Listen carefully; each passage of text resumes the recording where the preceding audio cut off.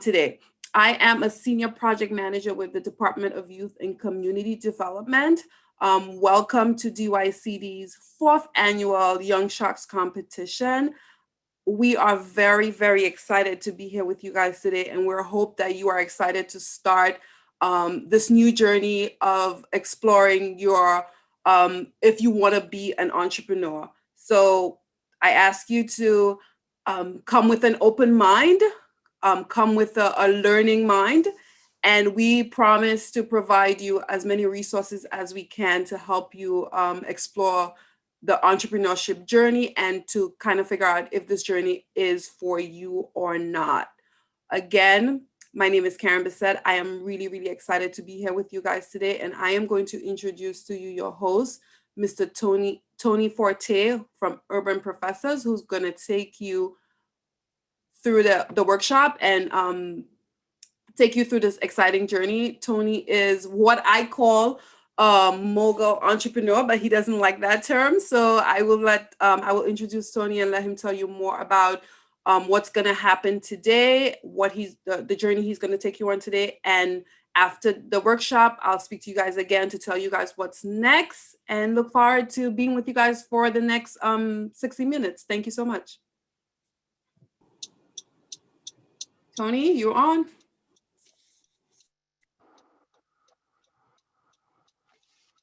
Let me unmute. How are y'all? How's everybody? Hey, Karen, thank you for the intro. I'm giving a couple shout outs one by one to all of my peeps that's showing their faces. You know, imagine you're doing a show and you're performing on stage and all you see are the back of people's heads. That's exactly what it feels like right now, and all I see are names right now. I just want y'all to know that. So for everybody that's turning around and letting me vibe with them a little bit, I appreciate you. And others, I'm sure y'all lock in and show your faces and whatnot. But I'm here for you all. So that's about it. I'd like to introduce myself. My name is Jamal McKenzie. Hey, Jamal, how you doing, buddy? Great. Solid. Glad to be a part of this. Absolutely. I'm glad to have you here, and I'm glad to have everyone else here. I see a couple people coming in, chiming in. I see Ket out there. I see Mancy out there. I see Kevin out there. Just a couple of shouts. I'm gonna tell you a little bit about myself. I've been working with DYCD for a few years now. In various capacities. It's always a pleasure and always fun considering the great work that they do. And so when they invited me here today, I was like, yo, sign me up. I'm all good. I've been in those same seats, and it's always a pleasure to engage. And hopefully we walk away with some good insight from this. So today we're about entrepreneurs. I tell you what, if you have your chat open, can I just get a couple thumbs up if you are down for the entrepreneur life? Based on whatever you know already, I just want to see some thumbs. I'm seeing 4 or 5. I see Say, okay. I see Cindy, I see Kevin, I see Yarlin, I see some thumbs. I see Helen, I see Frank, I see Stephanie, I see Emily, I see Amanda. Good, I see all those thumbs. I love to see all the thumbs. I see you, Nylan, I see you, Jada. Cool. And if I didn't get you, that just means there's a lot of thumbs going up right now. So that's the good place to be right now, because we're in a good vibe for that. So I'll start with telling you a little bit about myself, just so we have context of everything. I encourage you, if there's any questions that you want to ask, drop them in the chat. Karen can actually see some of those texts and those messages, and I'll be sure to kind of link back in on those as she chimes in, man. But we want to make sure that this is engaging and that we all can walk away. This is part 1 of 2. So I'm gonna see you all. Hopefully I see most of you all back next week, but we're gonna really dig into what the entrepreneur life is like. I'm curious kind of as far as what you all may know already about entrepreneurship, but let's start with it. Let me tell you a little bit myself. I'm going to share my screen. Can everyone see my screen? Yes. Just drop. Okay, yes, perfect. Sir. We got that. Cool. That said, let's go into it. My name is Tony again, and here you have a little bit about myself. Seasoned entrepreneur. brand builder, storyteller. As Karen mentioned, I respect this journey enough to know that that word mogul comes with a long, long track record of success. And I myself, even though I'm further down the path, I look forward to much more coming down as well. So a few brands that I'm behind and I've started and founded and have some great people working with me throughout. I have Fortel Communications, which is my creative agency. I have Urban Professor, as Karen mentioned earlier. We do work with organizations that are committed to young adults and developing professionals, as far as giving them the tools and some of the insights they need to kind of build into their careers and entrepreneurship endeavors. Etre Super is merch related business. And that's for music. So Hi. Good. How are you? that's music merch.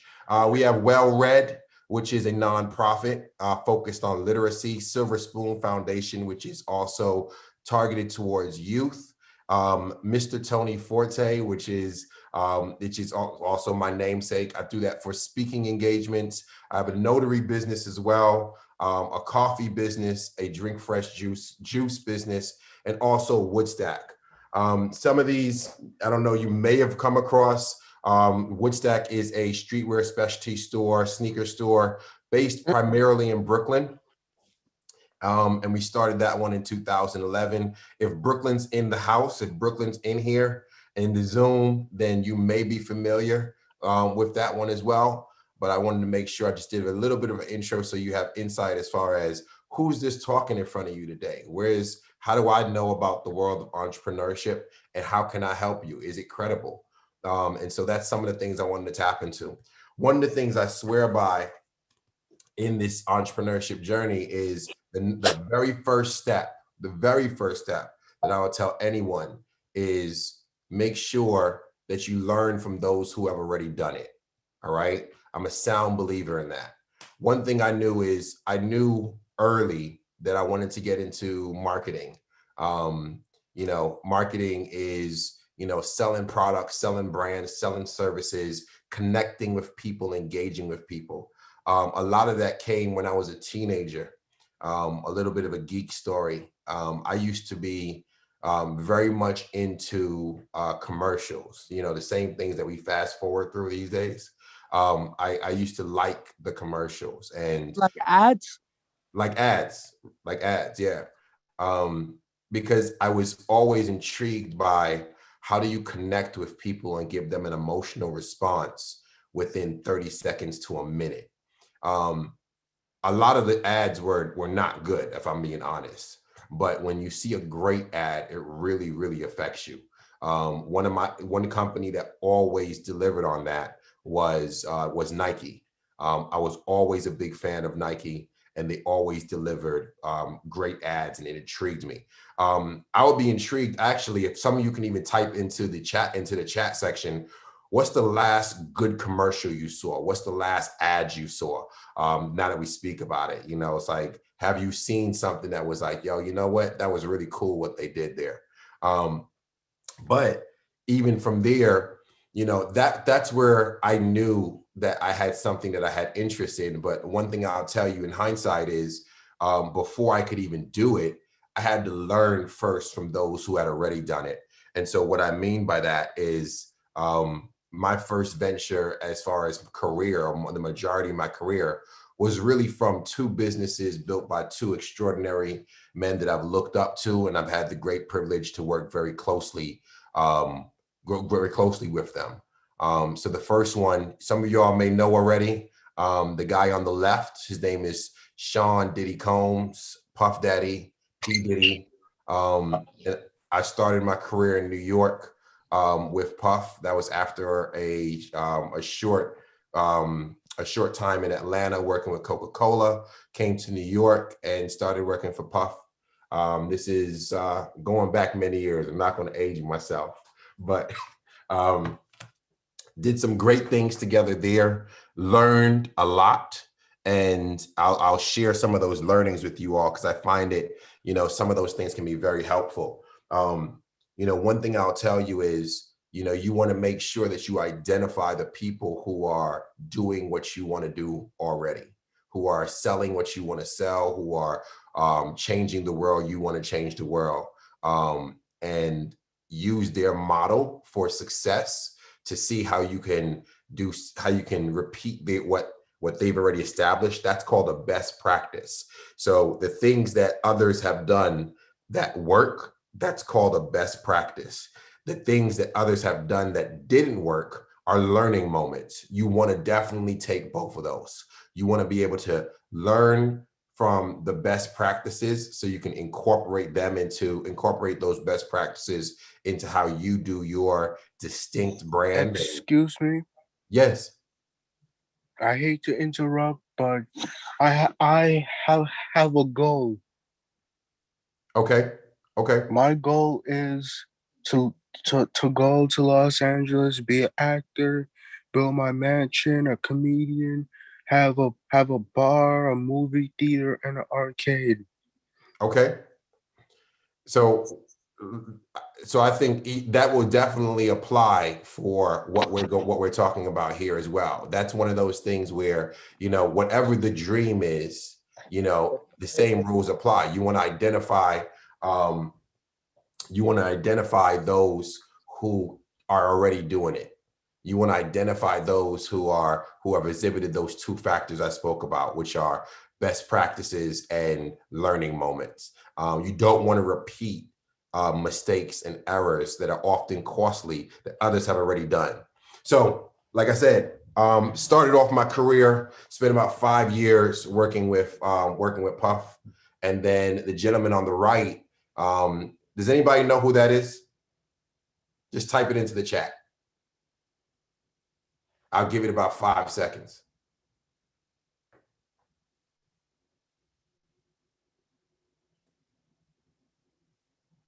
I've definitely seen him before, says Kat. Well, I tell you what, the likelihood that if you look at your feet right now, you're probably wearing something that he founded. You're wearing the brand that he founded. This is Phil Knight, the founder of Nike. All right. So in 1973, 1973, he founded Nike, which was originally called Blue Ribbon Sports, which he started about 10 years prior. But besides the history lesson, a great company to work for. Again, the opportunity to learn best practices and also learn what things not to repeat. So I spent about 7 years working at Nike. And I will tell you this, 2 critical things that I learned from both of these gentlemen separately. Number one is from Puff. I learned 2 acronyms that I still use to this day. And that one, they're called SOU and FIO. SOU stands for sense of urgency, and FIO stands for figure it out.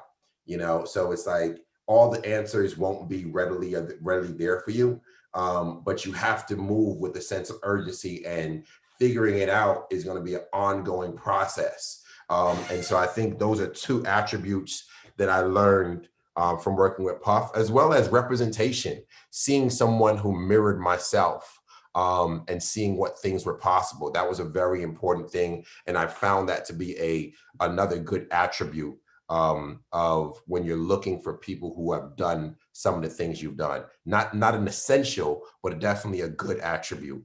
So I would say those are 2 things. Those are 3 things, actually. And one more thing that I learned from Puff is to think big.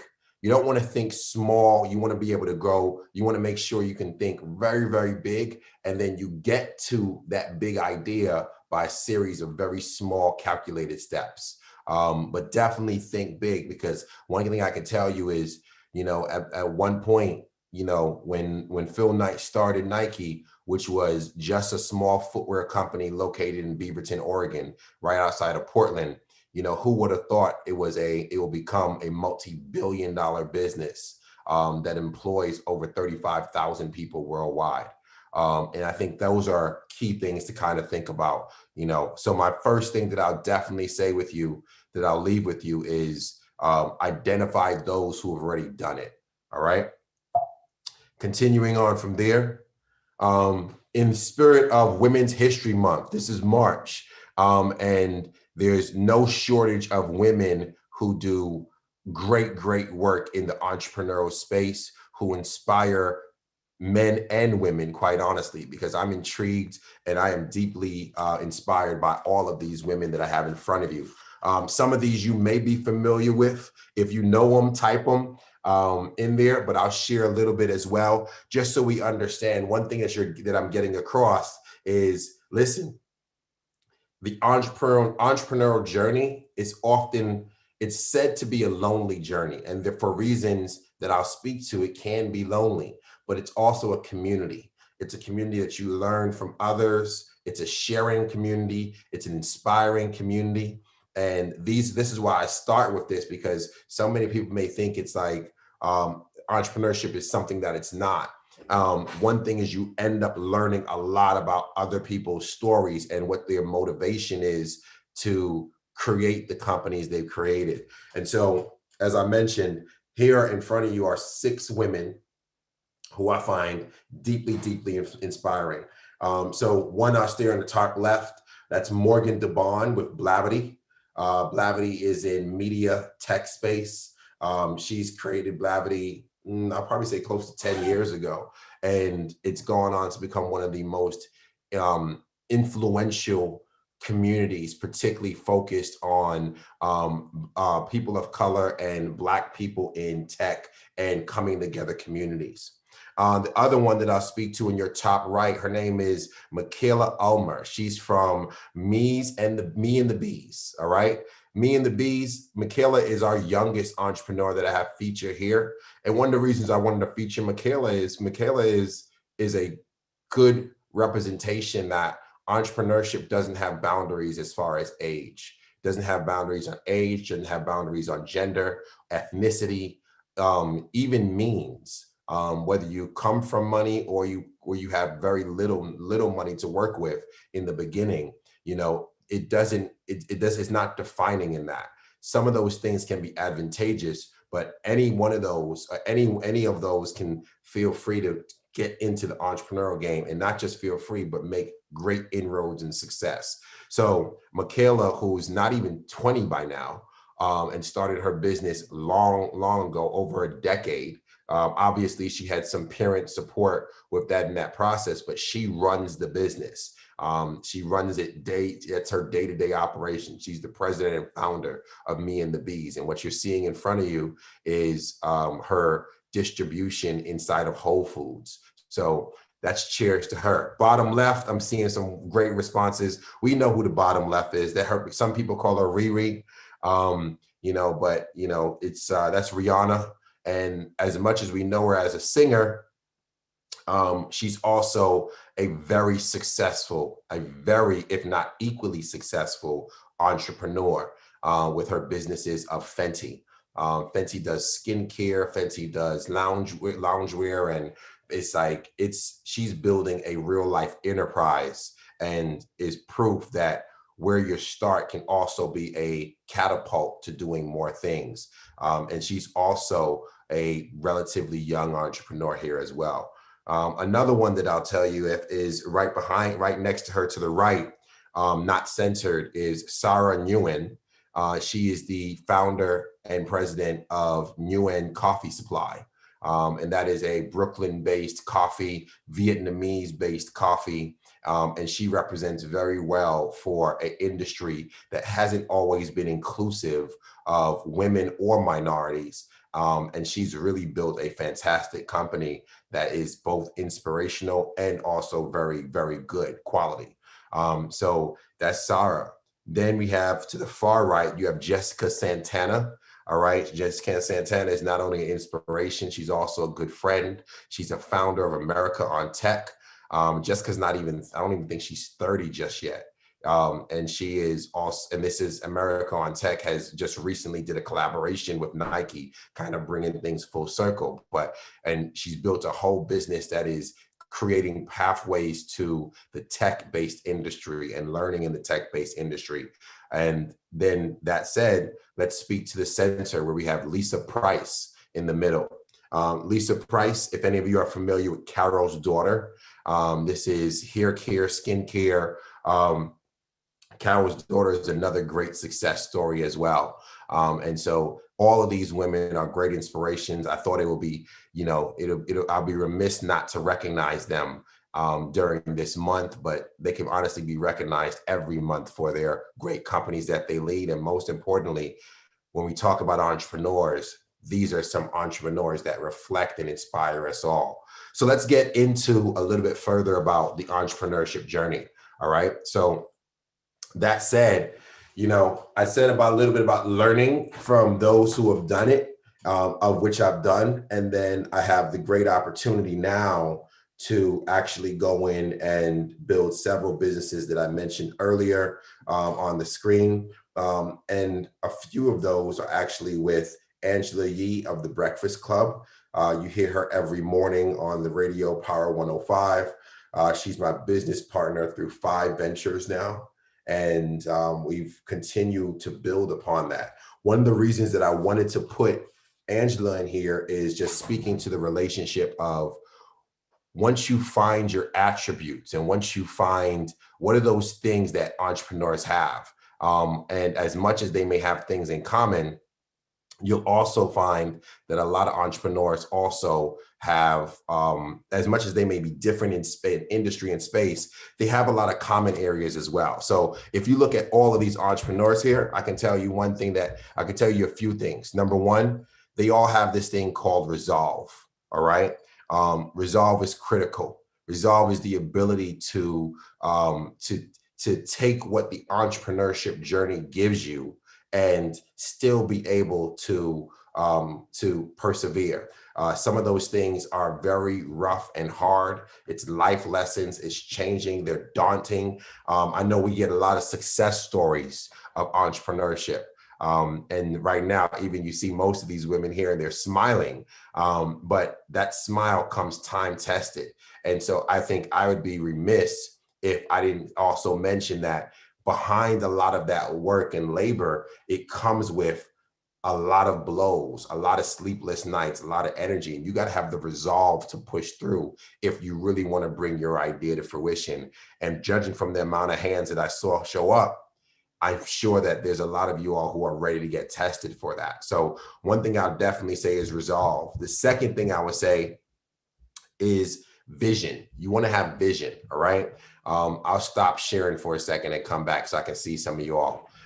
So you want to be able to have vision when you're building your business. Having vision is the ability to not just see where your company is today, but where your company can go from there as well, where you can continue to build with your vision.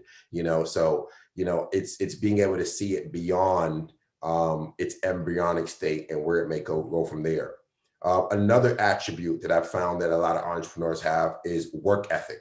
You may hear it all the time, and a lot of times it's not something you hear with a pleasant smile behind it. But work ethic, the work isn't going to be easy, regardless of what your product or industry is. I'd be curious just to learn, what are some of the industries that some of you all are interested in? So if you want to type that in the chat, I think that'll be pretty cool as well. But one thing I'll definitely say is, you want to be able to put in the time and the work to create whatever that brand is or that company you want to do. And I'll give you some helpful pointers and thoughts about that as well as we continue on. Problem solving skills is a fourth one. It's another good common trait to have that I find most entrepreneurs have. The ability to solve problems and to, as I mentioned earlier, figure it out. Don't stop when you meet the issue. What are some things that you can do to kind of crack that code? And that's one of the things I learned early from my time working with Buff as well. Being resourceful is right behind problem solving, because being resourceful oftentimes is how you solve the problem. Being resourceful is being able to reimagine how things are, reimagine, what tools you have in front of you. A lot of times we see some things and we're like, I don't have the money that someone has. I don't know the people that somebody else has. I don't have a celebrity friend. I don't have, and we often think about things we don't have. But meanwhile, we have so many tools in front of us, digital tools, social media tools, which we'll go into further in part 2 of this next week. But we have tools that we can use, and how do you be resourceful in spite of that? One of the best tools that we could ever have, that you all have that way better than I, is youth. And so some of you may thinking like, what's the benefit of youth? I'm gonna tell you right now, a lot of times people don't feel threatened by youth. Because when you're young, you can ask for advice, even oftentimes from your own competitors and future competitors, and not be looked at as somebody's going to take my idea, or they're not looking at you as someone who is who's going to change the world just like themselves oftentimes. And I think that's one of the best benefits you can use as well. Also, another good benefit is youth is you haven't got turned off by people telling you no's and doubting you as much. By the time you're 17, 18, you've heard a lot less no's than somebody who is 25, 30, or even 35. And so all you think about is a lot of optimism for what your dream and what your business can be. And when you marry that optimism back to work ethic and doing your due diligence and some of the skills that I pointed out earlier, it allows you to kind of curb that. And then, as somebody said as well, shout out to Ket, that's a very good point. That was actually my third point. Youth gives you the opportunity to make mistakes and rebound. That's the part that was missing from that, Ket. You know, there's some mistakes that you make, and if you make them at 50, you're not coming back as quickly from that, and you lose optimism about trying it again. Oftentimes, when you make that mistake and you're younger, it's just a mistake. It doesn't kill you. It's something that you can learn from and have ample years to try again and try again and try again. It's like, imagine having more than 3 strikes at bat with baseball. You have 10, 15 at bats. The older you get, you have less at bats, but yet it's completely possible, you know, because I definitely don't want some older entrepreneurs like, hey, you said I don't have as many at bats. You don't have as many at bats as a 15 or 18-year-old, but you still have plenty at bats. So that's one thing to call out there. My last 2 that I'm very fond of, the first one I've grown into is called teamwork. The ability to work with different people and work with different teams, much like what you saw when I showed you the picture of my business partner, Angela Yee, is being able to identify your strengths and weaknesses, but also being able to identify what you can leverage. One of the great things that we're able to do, I have a juice company, Drink Fresh Juice, and the coffee company with Angela, as well as the Well-Read Literacy Company. We're able to leverage both of our skills. For me, much background in branding, with a creative agency as well that can build a lot of the creative communication that we need to do. And then Angela with a media background, a media profile. She has a large audience that she can connect to. So whatever that I create on one side, she can push it out to a mass of people due to her strengths. So being able to identify people that you can leverage your strengths and weaknesses against is a critical part for success. A lot of times we want to do it alone. We want to go it alone, and that's completely possible. But one thing I've definitely learned is any day, I will bet on myself 10 times out of 10. Always bet on yourself. It starts with having confidence in yourself. What I'll put next to that also is I will sign up for a great partner any day so that it makes the load a lot lighter to carry, and you can get there faster. And so that's one of the things I call out about teamwork as well. The last thing that I'll speak to on here, in reference to some of these traits, is what I call having a good jumper. And that is for my basketball folks out there. I'm not talking about a jumper like a basketball jumper. I'm talking about the ability to jump. And the reason why I say that is, imagine yourself at the cliff, and you're continuing to doubt before you jump. And the more you look at how high it is, the longer you'll take to jump. And the reality is you don't accomplish anything without making the jump, and you have to make the jump. Something that I keep right in my desk drawer to the right. This is my desk drawer I'm sitting at. Can you see this here? Does anybody know what this is? That's an iPhone. All right. Does this look like the iPhone you have in your hand or you No. have next to you? Well, this is like an iPhone 5. Not an iPhone 5. This is an iPhone 4. That was close. But the reason why That was a long time ago. it was a very long time ago. It was a very long time ago. The reason why I keep this in my desk is because I find this to be reminiscent that when Steve Jobs came out with the iPhone, he didn't start with the iPhone 12 or the 11 or the 10. The iPhone 1, the iPhone 2, they skipped the iPhone 2 actually. It was iPhone 1, then the 3, then the 4, which is the one I have in my hand. Those were good enough to get started. You don't want to wait until you have the perfect idea and the perfect execution to get started. Make sure you have enough that you can get in front of somebody confidently. And we're going to talk to some of those things you want to make sure you have that gets you to enough. The goal is not to come out with the iPhone 12 first. The goal is to come to the best version of your idea and get that out there. Because one of the things you're going to need as you're building your dream idea, whether it's in engineering, barbershop, medical office, cosmetics, space research, technology, I'm reading some of the things that you all have put in here that are your entrepreneurial dreams. The very first version looks very little like the most recent version. All right. There's going to be things you're going to need to expose people to, expose consumers to, get your people who are like diehard fans of. And everybody is a diehard fan of something, right? I'm never the person I'm not the one that's going to get the iPhone on day one. All right. That's not me. I'm not standing in line for the iPhone all day. But we all have something that we'll wait for, that we'll wait and be. Sometimes it's the new PlayStation. All right. I want to see a hand up if you got the PlayStation the first week it came out. The new one that just came out recently. If you got that the first week it came out, or you were asking for it at least the first week it came out, just drop a little hands up in there, because I think that one of the things you find is there's this demand.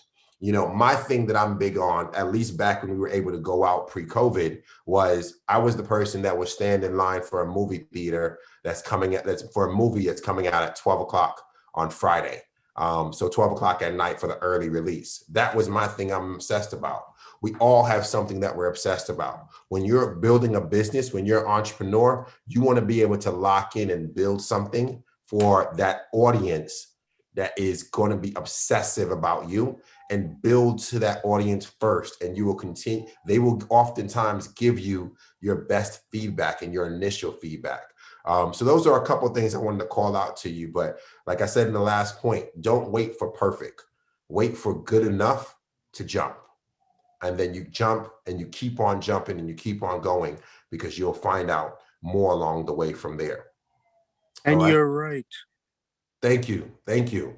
Because we have to stick with new things. No, we have to stick with old things. Listen, you gotta be fearless. You're gonna have doubt. You're gonna question yourself. And I don't want to speak as if everything is perfect. I was doing everybody here an injustice to do that. And I'll be lying to you, quite frankly. There's so many times I've doubted the business. And what I've learned is when you jump out there and you put it out there, you build it on the way. And not only you're building a great product, but you're also building your confidence. And that is a critical building block for any business. Building your confidence so that you can service your consumers, a critical building block. Continuing on, as I mentioned, you want to be able to leverage your talent. And I spoke a little bit about being able to leverage. and being able to find your competitive edge, and so, like I said, with our partnership, we have a very competitive edge just based on some of the qualities I spoke to. All right. Then we go into there. So let's talk about building your brand. What are some of the essential elements of building your brand? And I've really broken that down into 4 critical elements. It's called, number 1, being authentic. All right. You want to be authentic about your brand. Authentic means being true. You don't want to build something that you don't really care about. And because the ability to stomach those late nights, the ability to, make the right hire, a lot of that comes when you're doing it in a space that you are authentic to. And it doesn't mean you are the guru about it, but you have to genuinely have a point of view that you believe in. Oftentimes people can spot an inauthentic product, an inauthentic brand. And those are usually the ones that are most likely disconnect from their consumers and disconnect to their audience. The next part about the brand is make sure your brand message is potent. Potent meaning the ability to be seen. It has a presence, almost like a unmistakable and a steady presence. That's called the potency of your brand. So that's a second major building block. Make sure you're always getting in front of people, and you're always getting in front of people, to my next point, in a very distinct manner. It's very easy to get lost in what's called noise. And noise isn't necessarily volume noise. Noise is more so the clutter of all the other brands competing in the same space. So you want to identify what's your distinct proposition that makes you different from everyone else. What is your distinct value that makes you different from all other brands in that space? And that's called distinction. And then once you find that distinction, be consistent about that.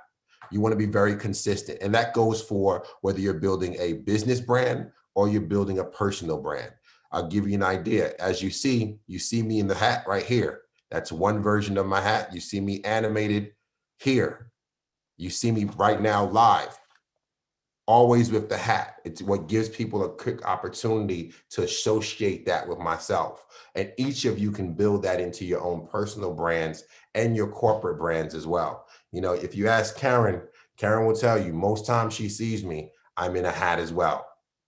So I just use it as a small point, because when you're building your brand for your consistency, your label, your box, your packaging, your quality, you want to be consistent. Your communication, what that does for us is be able to now go into what's called a brand ID. And for a brand ID, we break that down into 3 things. And this is some of the things I'll be asking of you when we start getting closer to doing the elevator pitch, and really doing into a more competitive space.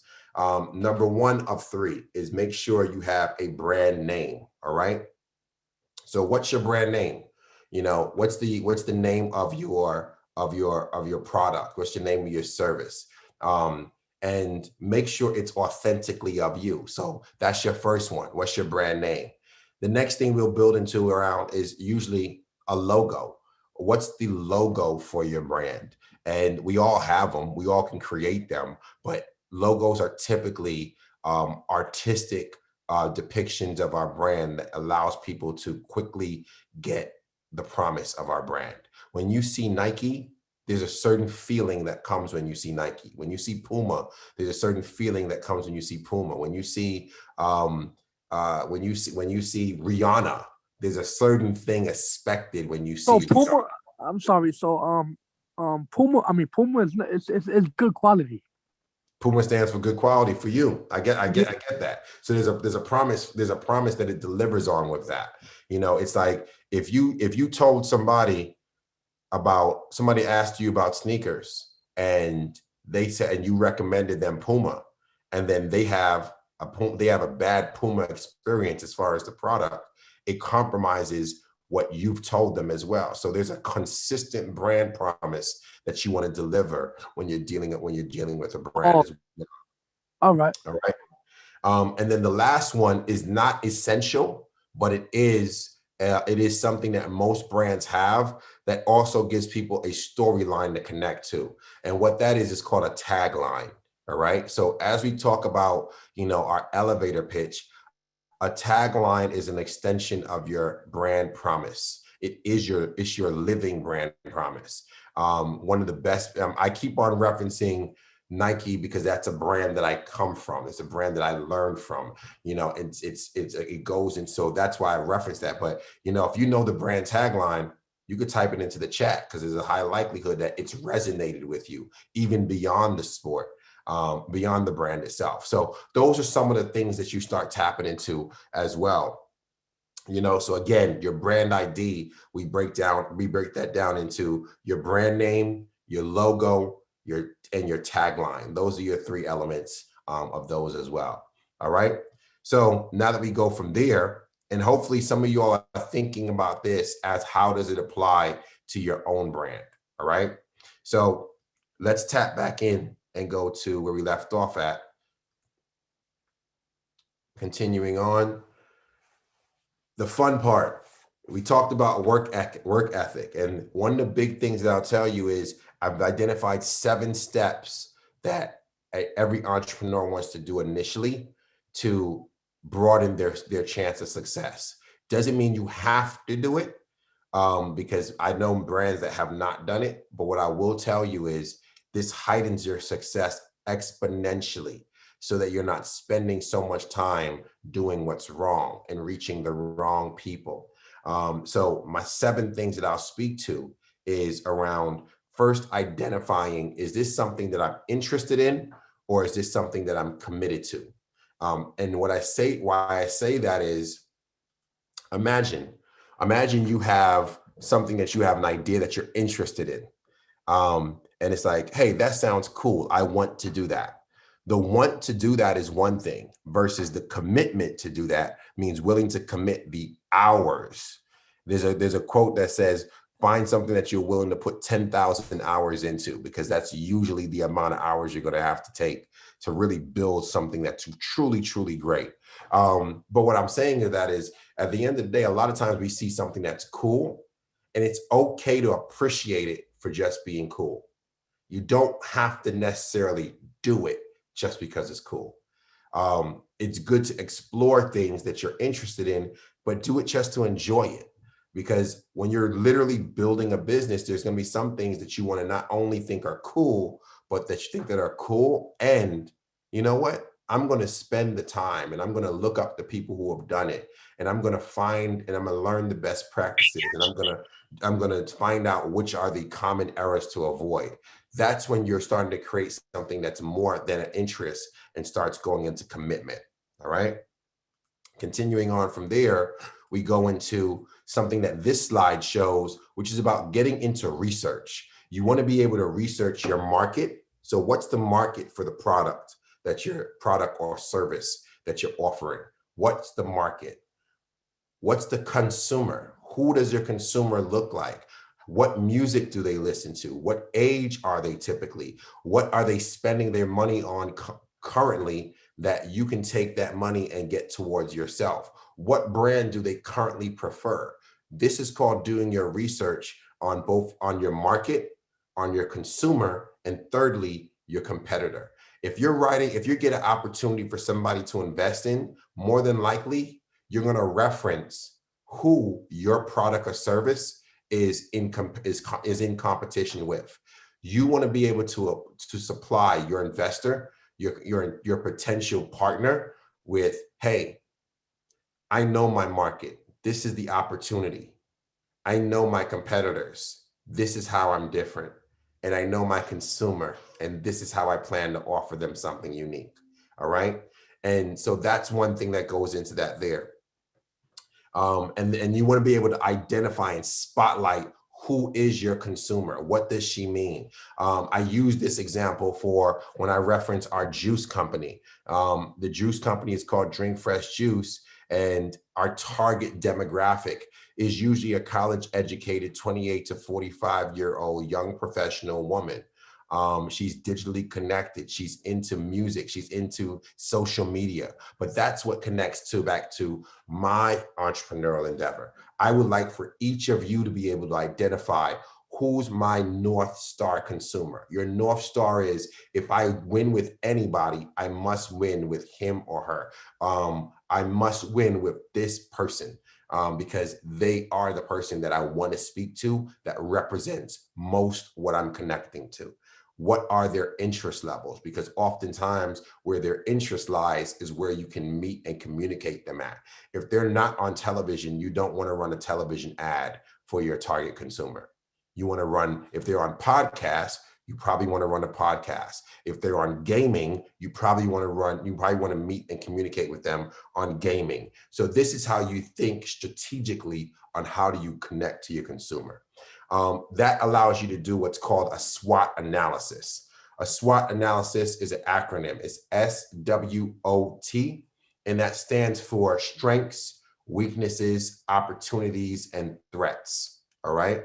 Again, a SWOT stands for strengths, weaknesses, opportunities, and threats. What are your strengths? What are your weaknesses? What are your opportunities that are with your starting your business now, starting your business in a certain environment? There are some opportunities that people are going to have if you are coming out of COVID.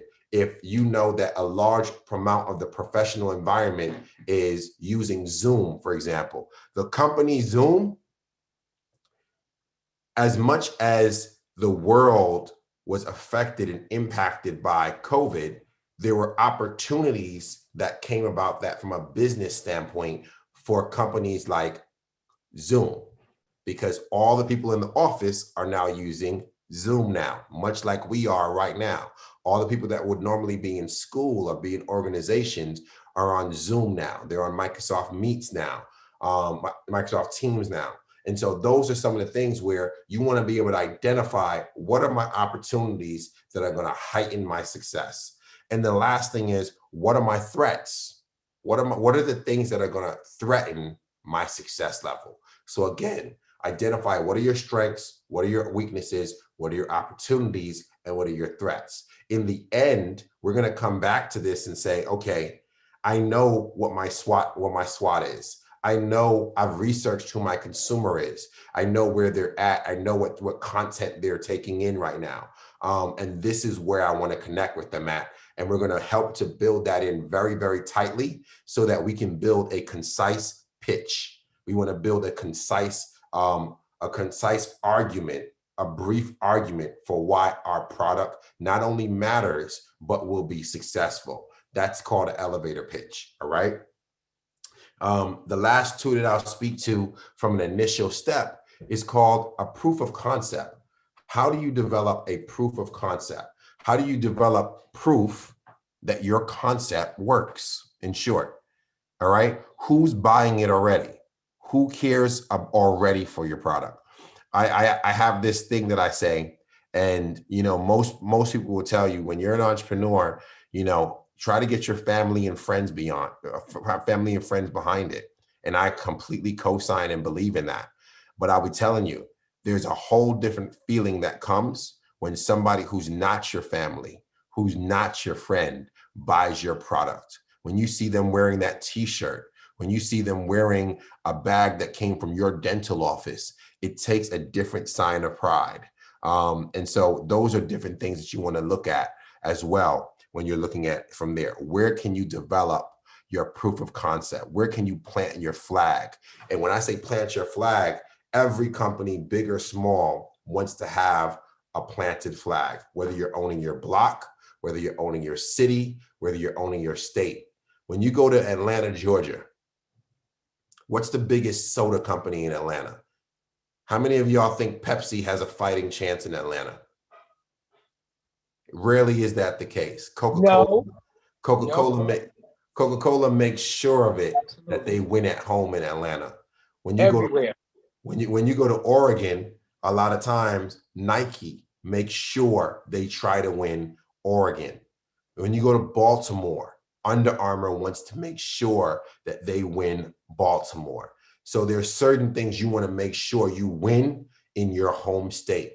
You want to win on your home ground. So each of you all that have a product, there's a neighborhood that you want to make sure your consumers are getting there first. There's a school, like, are the first people buying your product your own peers? Have you won over your block? Have you won over your school before you're trying to win over somewhere else? There's a reason why even Mark Zuckerberg, when he started Facebook, he wanted to win at his Ivy League, followed by all Ivy Leagues before he branched out to other colleges first. Win where you're at first, a very critical mission, a very critical proof of concept thing. Most times, most investors, most people that want to buy into your brand, they want to know, hey, before we take it somewhere else bigger, have you won where you're already at? And that's a very critical thing as well. All right. The next and last thing you want to say is you want to make sure your product makes sense. And that's not sense, S-E-N-S-E, that is C-E-N-T-S. Make sure it makes sense. And the way you do that is whatever your product you're selling or service you're selling, you want to make sure that it's costing you less than what you're selling it at. Sounds very fundamental, but a lot of people, believe it or not, miss that. Sometimes they look at what's called the COGS, and the COGS is called cost of goods sold, C-O-G-S. And so sometimes you look at the cost of goods sold and you base your product, the price of your product, just based off of how much it costs you to make the product. But if you have to pay somebody to sell the product, that's called labor. That's called staff. That's called overhead. If you got to pay for your location that you're selling it in, that's called rent. If you got to pay for the heat and what you're doing, building in the office, that's called utilities.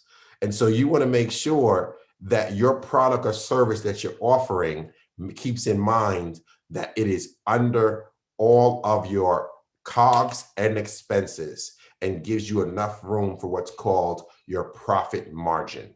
All right. That's called your profit margin. That's what you want to be able to lock in on. So that said, I think that's several different pointers that I wanted to call out as we kind of bring this thing in. And before we segue on from here, I just think I think I want to just be able to recap some of that. So for those of you all are out there and you're trying to understand, how do I sell my brand? How do I make my brand? A couple of points that I'm going to leave you with. Again, I'm putting up the initial steps on the screen for those of you who may not have caught that as I was going through it. Again, note whether it's an interest or a commitment. Secondly, research your market, research the competition, research the consumer. You want to create what's called a SWOT analysis. All right. What are your strengths? What are your weaknesses? What are your opportunities? And what are your threats? What are my barriers to entry? What things are keeping me out? There's some businesses that you go into that the cost of doing it, there's a barrier to even getting in. That barrier might be a license. It might be a certification. It may be a storefront that you have to have. E-commerce has allowed us to not necessarily be as reliant on a storefront, the ability to sell stuff online. As we mentioned, do you have a proof of concept? Do you have proof that somebody believes in your product and is willing to buy it? Have you owned locally, which is planting your flag? Have you owned your own immediate area that you're in and then expanded? You know, is your product known in your school, then known in your city, then known in your state, and build on from there? And then again, have your product or service make sense. Make sure that your cost of your goods or your service, plus your utilities, plus your staff, your overhead, and your utilities, and anything else that goes into your product overall, make sure that that is less than what you're actually charging for your product or service, so that you're able to get what's called a profit margin. That's right. So that's a couple of points I wanted to call out. There's some things we're going to leave for next week. But I want to just do an overview. We can end this more. Before we end this, we want to make sure we open it up for some Q&A, get some questions out there.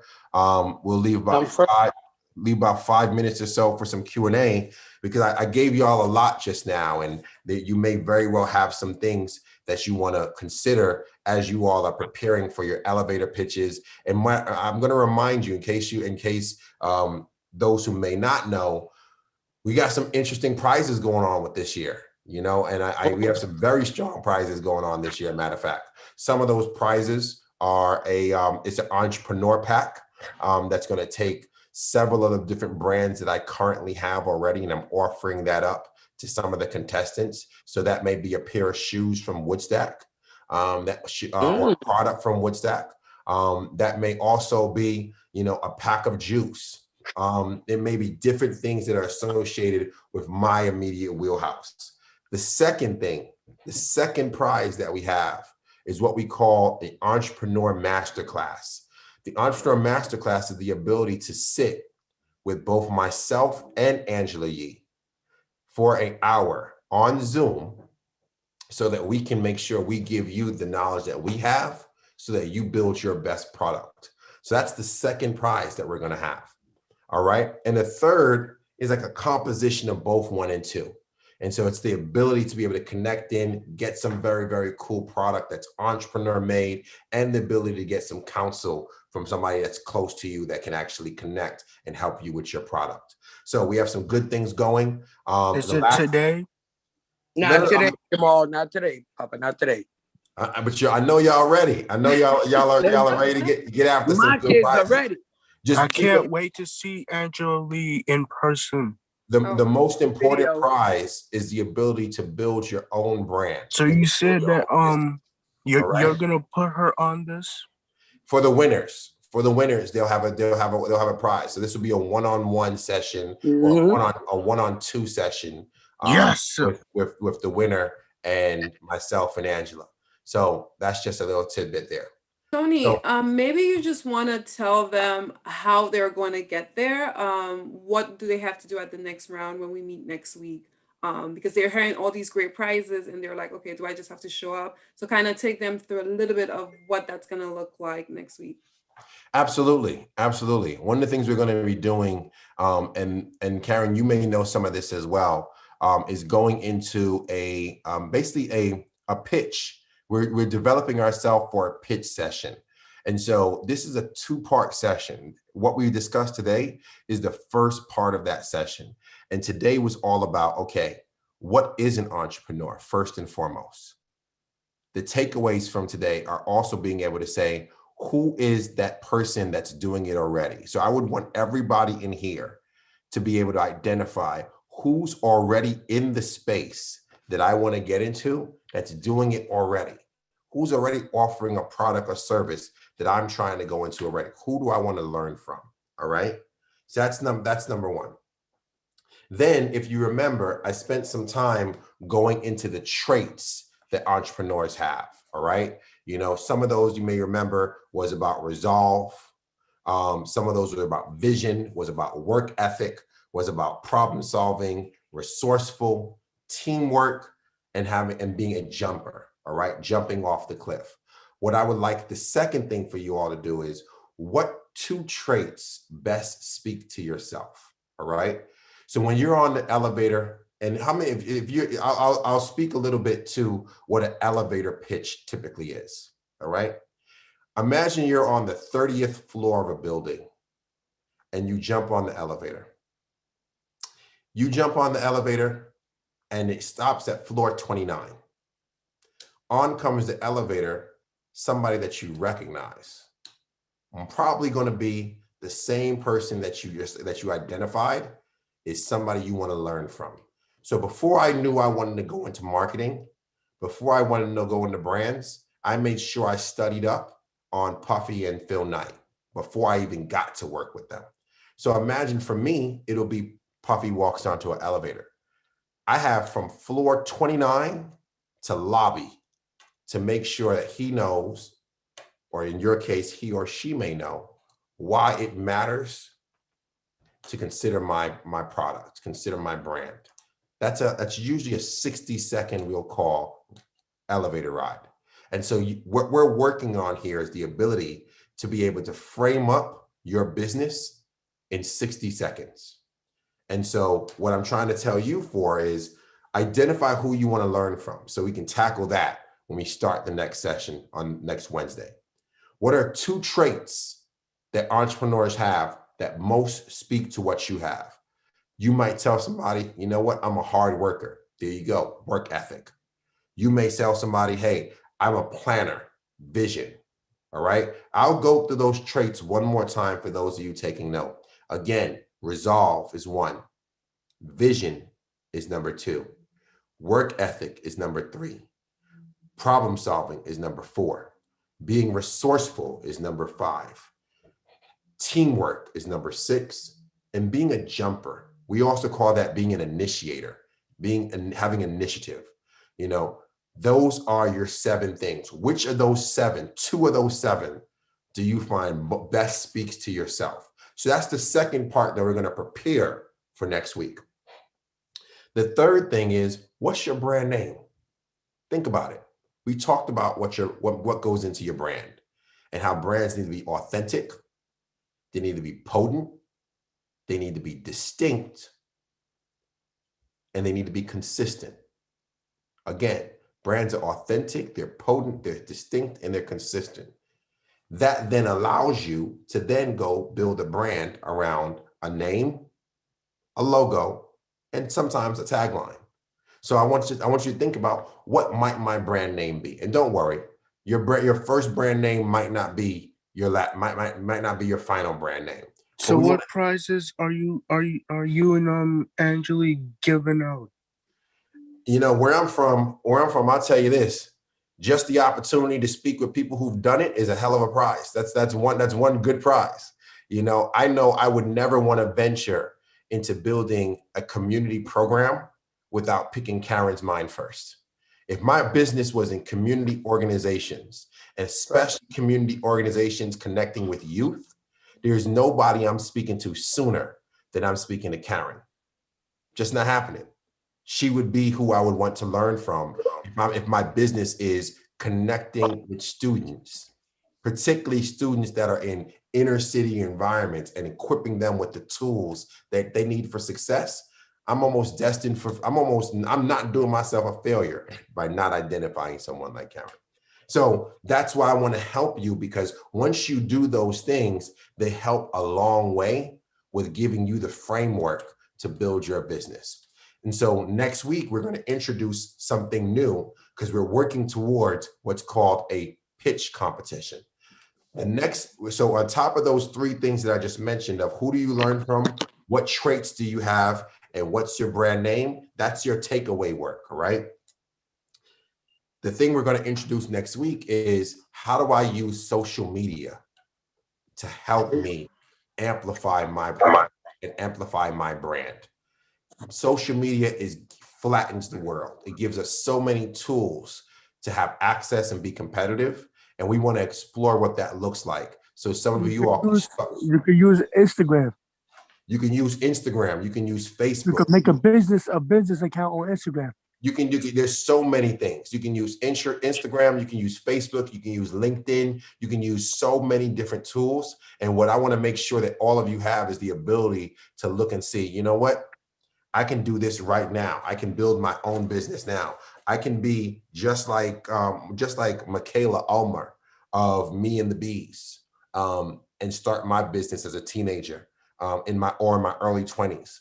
And build a business that's in Whole Foods that's bringing in well over $1 million a year. So those are some of the things we want to speak about. So that's a little of the takeaways. That said, by the time we finish next week's session, we're going to be in a place to have a pitch competition. And then from there, with the help of Karen, we're going to identify our winners from the pitch competition.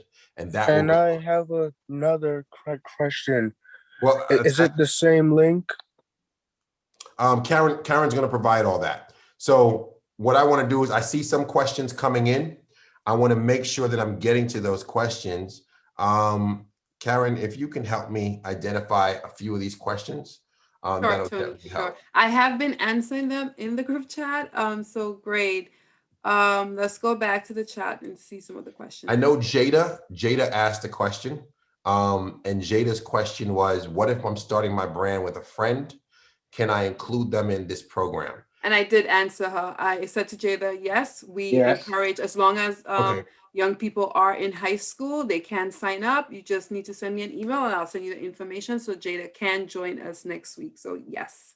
All right. You can do that. I also see that Mancy and Cindy also asked what needs to be done by next week. That goes back to the 3 things that I mentioned before. You want to identify who's the person that you would like to learn from for your product or service, who's already doing it.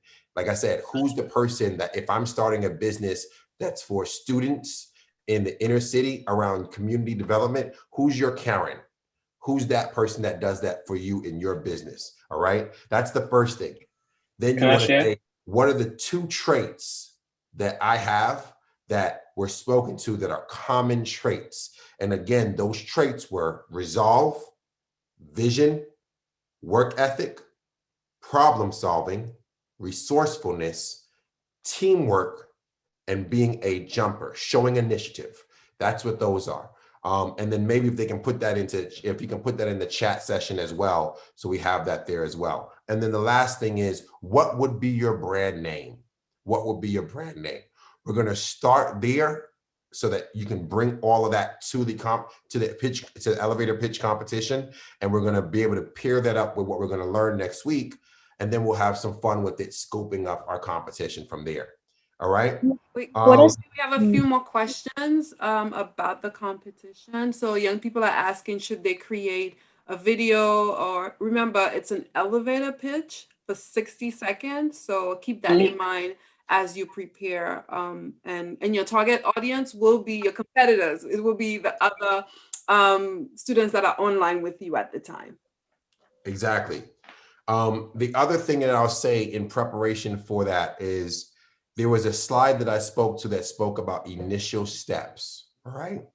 I'm going to put that back up on the screen because I find that one will be helpful. And this would be what you can equip yourself with to be able to better speak to your brand next week. And again, that was what we spoke about in reference to what's an interest versus a commitment. What's also what would be a researching our market. I'll share that with you on the screen here. And Tony, what does the timeline for this look like? I'm sorry. I know that you said that we had, something for an elevator pitch, but like when is that when the competition starts? Like when? Okay, so so next week we have a mini competition when we started this meeting earlier, Tony talked about 3 amazing prizes that you guys have the opportunity to win next week. That is for next week's mini elevator pitch competition. So you will come in next week to the class. I will send you the information, and during the class we'll have a small competition. Young Sharks competition will start in April. So again, you will get, as long as I have your email address, you will get all the information that you need about the competition. And you will also get the information on next week's session. If you are in this week's session, then yes, you qualify to come on next week and be a part of that mini competition that we're having for Introduction to Young Sharks. This is also being we're live on YouTube, so you will be able to go back to YouTube and look at everything Mr. Forte had to tell you today, in case you have questions around the important things that he mentioned to you. So okay, no problem. YouTube as a tool. I will send that to you in the email as well. As I will send you the link as to where you can access that on YouTube. So all of the prizes that you just described was for the mini competition, right? And then the bigger one starts next month. Yes, absolutely. You do. So just to give you an idea, I think what we were just speaking to is it's basically called a run of show. So I'm going to give you a run of show for next week. The first 15 minutes of next week is going to be spent on who did the homework, who did the takeaway work. I hate calling it homework. Like, it's work. You do it, but you're going to build it for your own business. Who did the work, right? From there, once you've done the work, there's a part, if you remember that slide that I just had up called the initial steps, you should want to come in with each of those initial steps done. All right. Mhm. The takeaway work was, again, who to learn from, which two traits most speak to you, and what's your brand name. And then you have the initial steps. The initial steps were, is this something, ask yourself, is this something that I'm interested in or just a commitment? If it's just something you're interested in, there's no shame in that. I want you to make sure that you're working on something that you're excited about. And even when you're tired, you find a way to get another level to build it out. That's what commitment is. The second thing is you want to research your market. What's the market? Who's the consumer? And what are my competitors? This is what's going to allow you to win next week. What I want you to come into the meeting for next week are those three things I mentioned. In order to win next week, though, you need to be able to articulate. I've done my market. I know who my consumer is. I know what my competitions are. This is how I'm different from them, but this is who they are. You want to be able to speak briefly about what your strengths, your weaknesses, your opportunities, and threats are. All right? We spoke about that. If there's a barrier of entry, speak to that and then explain what your way is around that barrier of entry. What is your proof of concept? All right, your proof of concept. And again, I put this up on the screen before. I'm going to show it one last time for those who need to reference it as well. What is your proof of concept? All right. How do you know it works? Who's bought into it already? Who believes in it? Where are you planting your flag? Like Under Armour has Baltimore, like Memphis has FedEx, and Atlanta has Coca-Cola. Where are you planting your flag to win first? And then how do you make sure it makes sense? That what you're charging is more than what it's costing you, all in. All right. These are going to allow you, we're going to work on being able to shorten up all of these things, but these steps are what's going to allow you to win next week in the competition. What I want you to have at the top of next week is who you chose to learn from, what traits what traits that I mentioned that speak to you, and what's your brand name. So that's the first thing you're going to have to tell somebody when you're actually riding on the elevator. What's your name? What's your brand name? And you want to have the confidence in selling your brand by being able to speak to all the things that we spoke about before. That's how you get the confidence in selling your brand. All right. But that's why I said those are the three things, because we can't even get into the competition for you to display how strongly you know these initial steps if you don't know who's your inspiration, what traits you have, and what's your brand name. All right, let's take about 3 more questions. And Tony? Yep. Hi, this is Miss Bradley from Aberon Technical Academy. How are you? I was very excited with the presentation, and my kids are they're kind of like ahead because one of the teachers is working with them. And just today I was talking to my staff about, oh, maybe it's time for me to invest in my businesses that I started already. So for me, I'm a human services professional. So for me, it takes 15 hours and one piece of copy paper for me to earn $600. And I was telling my kids, listen, you need to want to do this. If you have a desire to do this, then that's how you get the commitment. You can't commit to something that you don't want to do. So they understand the entrepreneurship portion of this, because we do this with work-based learning, and we just got finished teaching teamwork. One of Miss husbands, she just got finished teaching teamwork. So teamwork makes the dream work, and networking, And first of all, I told them 2 days ago, you have to have you have to do a market analysis. Okay. So you wouldn't go into a neighborhood where nobody eats pizza and start a pizza shop. Am I right or am I wrong? Yeah.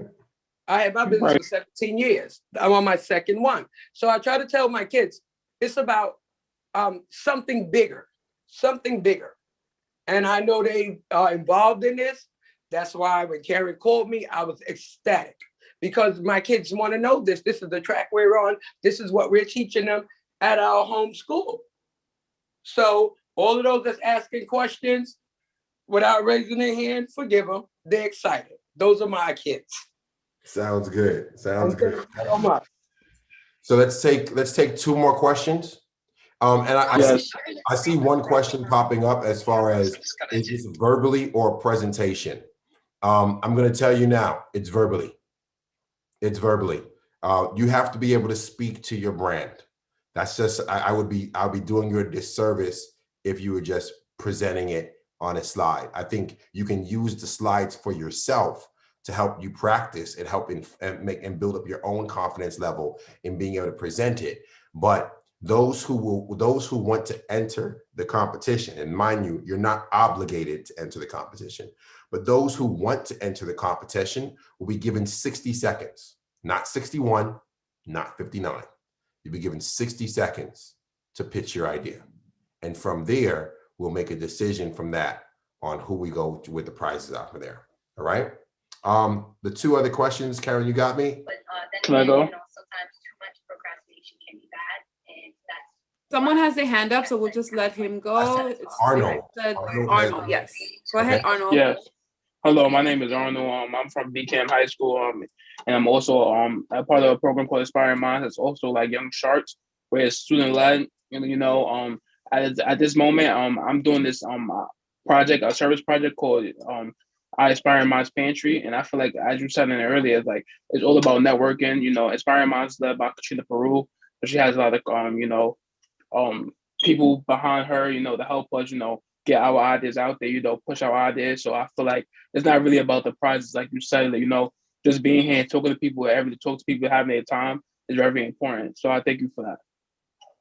For sure, definitely. Thanks, Arnold. Thank you, Arnold. The questions are coming in so quickly and going so quickly.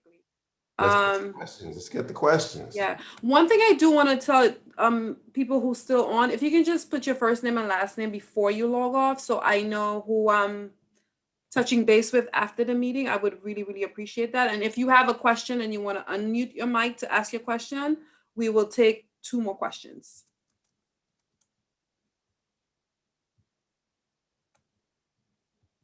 I guess that's a no, and everyone is ready, Tony. You think they're ready? I'm excited. I just want one last clarification. What's are up? we doing, because you told Sid that we could do it with slides. I don't know. Are we doing it only verbal, or are we doing verbal with slides? No, it's only verbal. You can do verbal with slides. I'm fine with that. Okay. But I won't do slides in lieu of verbal. The goal is to hear people out to be able to speak to it. All right. You can totally use slides in conjunction with verbal. And it's 60 seconds. So keep that in mind when you are presenting your slides as well.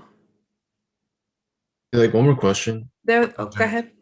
Yeah, so this is an individual project, so we can't really collaborate with each other. And it's just one person wins the prize, right? No. If you have someone that you remember Tony talked about teamwork, right? Yeah. If you have someone that you're working with, if they were not registered for this workshop, please reach out to me. We'll get them registered, and then yes, they can come in. Have them watch the YouTube this presentation that happened today. Have them watch that so they can catch up, and just let me know, and we'll have them registered, and they could come on with you next week. I mean, for the presentation though, to enter the competition, that's individual work? No, I just said, if you have someone that you're working with and you want to do it with a team, your business that you're going to build is you and somebody else, then what I'm saying is, if they're not on today, have them watch the workshop today on YouTube and let me know so we can get them signed up. Any additional questions? Thank you. The one of the things I'm going to leave you all with, and it's very critical as we start getting in the mind around pitching. You remember there was a point where I told you about building your confidence. So you want to make sure that you do your practice before here, because a large part of pitching your brand is believing in your own brand. There are some people that speak about their brand very timidly. And if you speak about it timidly, it'll be believed timidly. And so I want you all to be able to speak about it confidently. And confidently doesn't mean loud. oftentimes people are allowed to make up for the lack of knowing what they know. But when you know your product and you know your service and you know your consumer and you know your competition, and you can make it very, very concise about why yours matters, just like I can for any of those brands I mentioned for you. And I'll use those as an example when we come in next week as well, being able to speak what a 60 seconds is, because you really just do have 60 seconds, but that 60 seconds can often buy you a 30-minute lunch. And a 30-minute lunch can get you a boardroom 1 hour. And then boardroom 1 hour gets you a dinner of 3 hours. So you want to be able to nail just the Carfax, as they say, just the facts on your business in 60 seconds. All right. We have a question about someone asking, do we need to name a specific person we want to learn from? Yes, I would want you to come to the table with that, because and what that does is it allows people to frame up where you're going. You know, I might not know you, I might not know your brand, but if you allow me to place it with something, then it allows me to get around that curve of not knowing yourself or your brand, and at least to have a frame of reference that allows you not have to spend all of your 60 seconds explaining what your industry is, explaining what you think. So you want to use somebody, you using somebody who you want to learn from is an asset. It does the heavy lifting for you. So you're not spending 40 seconds trying to explain what industry or what space you're in, just because I don't know yourself or I don't know your brand. You know, when you automatically say Serena Williams, automatically I'm thinking tennis or fashion. If somebody says I look to Serena Williams for inspiration, it's either tennis or fashion, more times than not.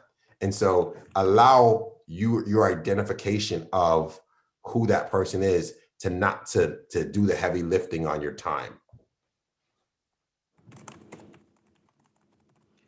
Okay, so I think this is our time. Thank you guys so much for joining us today. I am literally putting my email in the chat. I have a question. Okay. 1 second, Jamal. I am putting my email in the chat. In case you did not get a chance to ask your question, you can email me and I will be sure to get back to you in a timely manner so you can prepare for next week. Jamal, we will take your question. Go ahead. So I have a question. What are we presenting? Like, what's the content? Like, you know, like, so like, what's the all right? So is that like a secret prize or something? Is there like a secret prize? Can you hear me? Tony, can you hear him? Because I am struggling. Jamal, are you saying a secret time? Said a secret prize. Like what's the prize? Like, is there a secret prize or like don't nobody know the prize yet? So Karen can recap what the prizes are. But yeah, there's 3 prizes. I shared it a little earlier. So Karen can either recap that or put that in the meeting notes. And then there's the last question that I saw pop up that may be helpful is it does not have to be a famous person that you reference as. It does not have to be. It helps. Like I said, you want to be able to use what you're doing.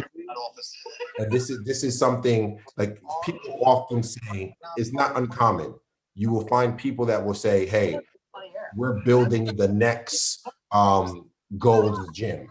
We're building the next Sarah Lee. We're building the next so-and-so. So what that does, it allows whoever you're speaking to understand, okay, this is what we're talking about. If you have to spend 45 seconds explaining what your product is, without allowing other things to do the heavy lifting for you, you're going to run out of time. That's just simply put. So at the end of the day, you want to be able to use something that may help do your heavy lifting, whether that person is famous or not. So you said you don't have to present a famous person. You don't have to, no. Okay. Or it could be somebody from like YouTube, or like, you know, like a YouTuber, something like that. It can totally be a YouTuber. All right, cool. All right. All right, y'all. This is our time for today. Thank you guys so much. We thank you so much for being with us Yeah. again.